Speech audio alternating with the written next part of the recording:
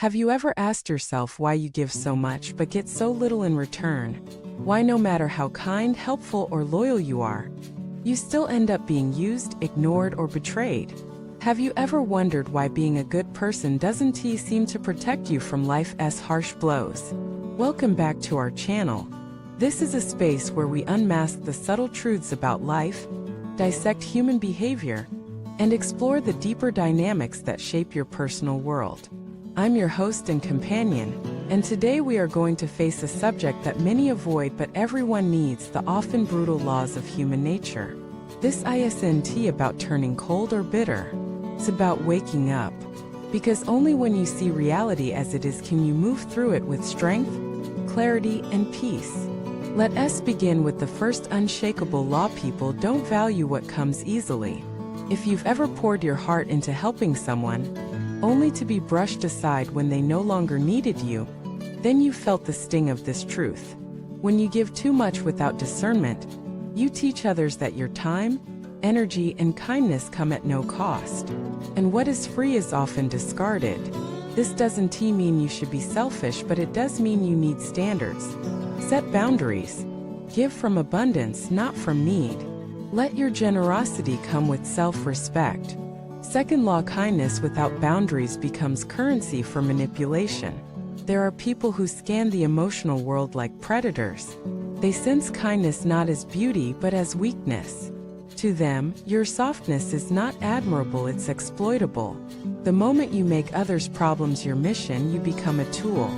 They offload their guilt, stress, and burdens onto you, and walk away lighter, leaving you heavier.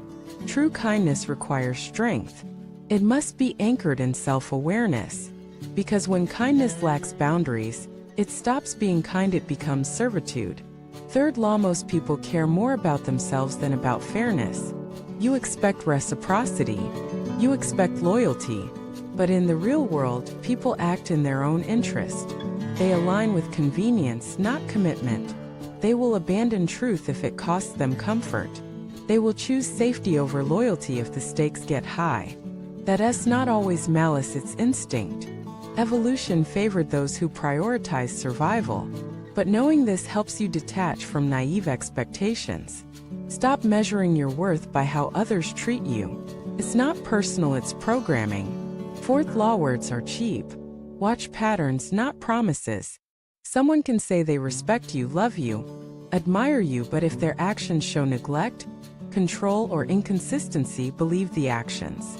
Human beings are masters of rationalization. They say what they think you want to hear. But who they are is revealed in repetition, not rhetoric.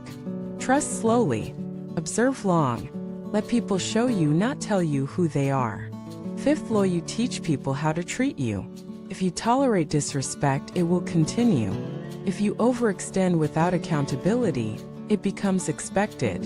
If you let violations slide, they become the new normal. Every time you stay silent when your boundaries are crossed, you give permission. You may think you're preserving peace, but you're feeding dysfunction. Self-respect is not arrogance. It's alignment with your truth. And it's the foundation of every healthy relationship.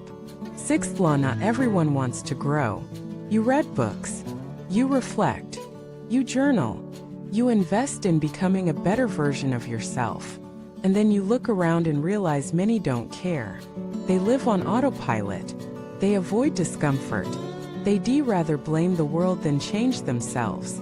Trying to grow with people who resist evolution will break your spirit. Choose your circle with intention. Growth requires environment.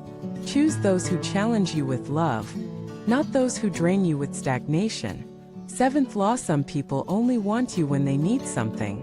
You'll notice it in the patterns. They reach out only in crisis. They're warm when they need help. They vanish when you need support.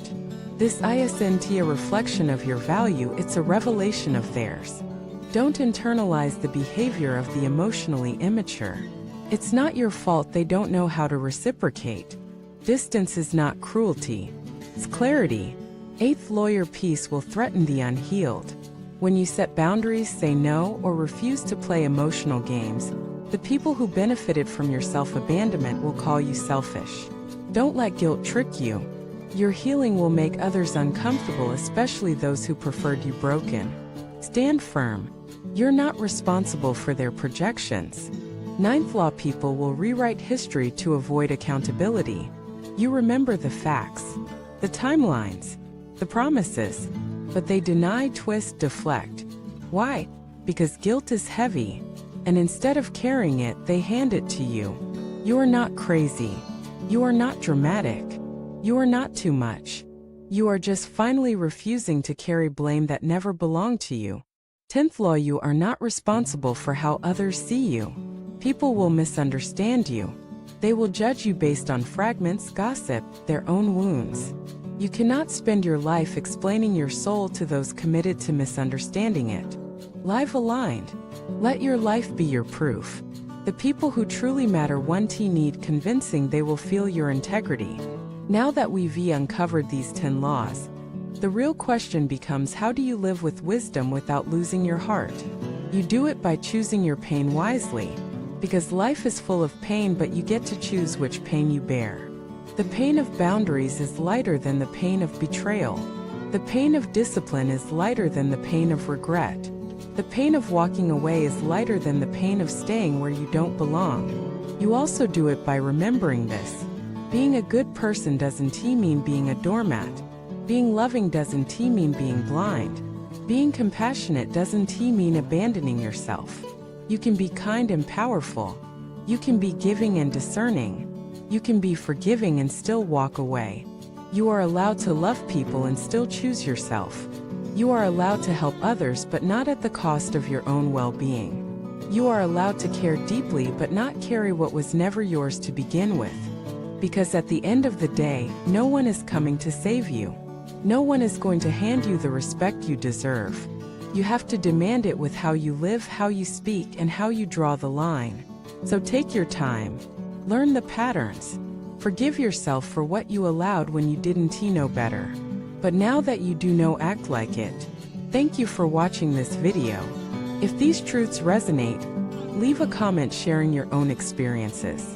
Let us build a community where awareness leads to empowerment.